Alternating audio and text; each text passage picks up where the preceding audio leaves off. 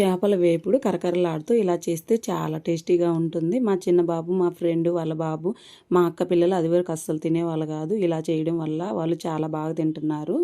కొంచెం సాల్టు, పసుపు, కారము, నూనె అలా నాలుగిటిని పేస్ట్ లాగా తయారు చేసుకోవాలి.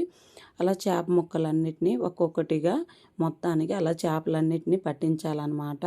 అలా 10 నిమిషాలు పక్కన పెట్టేసి కొంచెం ఆయిల్ అయితే తీసుకొని ఆయిల్ వేడెక్కిన తర్వాత అలా చేప ముక్కల్ని మొత్తం ఒకేసారి వేయకూడదు, 2, 3 అలా వేసుకొని తిరగదిప్పుతూ హైలోనే పెట్టి వేయించాలి. అప్పుడే కరకరలాడుతాయి. సిమ్లో పెడితే మెత్తగా ఉంటాయి అన్నమాట. అలా చేపల ముక్కలన్నిటిని పట్టించాలి. నూనె అయితే పడవేసేయాలి, దేంటో వాడకూడదు.